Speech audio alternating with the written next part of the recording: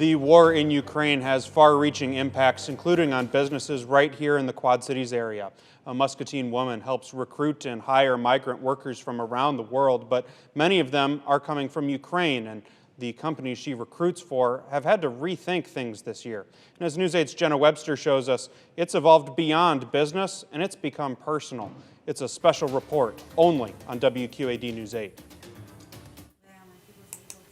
While hard at work in her home office in Muscatine, I'll be up probably today, maybe until 3 or 4 a.m. Irina Mealy's work I need to do an extension for a worker from South Africa. reaches around the world. From recruiting workers in different countries to placing them to either farms or it could be non-agricultural businesses. The Russian native is the founder of iWork Market, helping migrant workers get H-2B visas to work in the U.S. Wisconsin calls me, okay, I need 2 workers.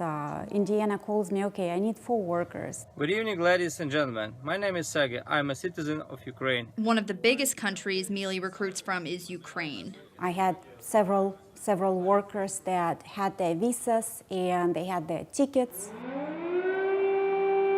Some on flights scheduled for the day Russia invaded. They have to stay in Ukraine and be available if they need to go to the military. One of the places she helps hire for is a landscaping construction company in Hills, Iowa. This year they had originally hired 8 workers from Ukraine, but only 3 were able to come. Labor has been getting tougher over the years. Nathan Sams is the CFO of Stevens Erosion. We deal with a lot of road construction, so not having enough people is very detrimental. But for Sams, it's not about the number of people missing, but the people themselves who aren't here this year. They become part of our kind of big extended family, so to speak. Take Slava. He worked for Stevens Erosion in the past and was supposed to come back this year. Instead, he joined the Ukrainian military. You worry about them, and when you have intermittent contact with them, it makes you wonder what's up, what are they doing, are they okay? See, he's hiding under the sirens. Mealy also keeps in contact. It is scary what's going on, and there have been many nights that I cried. Sending messages back and forth all day. You know, Russians send spies, and they just have to watch out. Some of her workers, like Dima Koslavsky, were still able to work this season.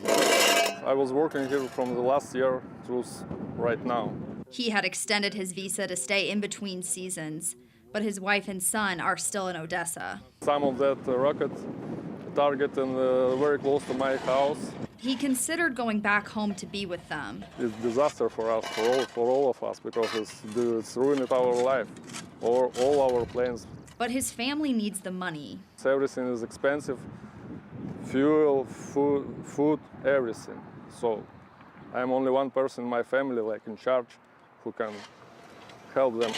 Those guys are amazing in the fact they can continue to work every day. Sams is trying to help Koslavsky's family get visas to come to Iowa. Normally, their families can come on what's known as an H-4 visa. That's becoming harder to do at the moment with what's going on. As is Mealy. I've been working probably like sometimes till 4 or 5 a.m.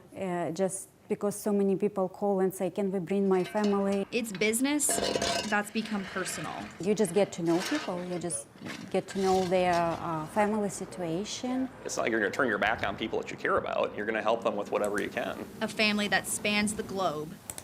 That all starts from behind a desk in Muscatine. Jenna Webster, WQAD, News 8. Now, we also have an exciting update to this story tonight. Since doing this interview, we've learned that Dima Kozlovsky's wife and 3-year-old son have been granted visas to the U.S., and they will be joining him in Iowa in the next few weeks.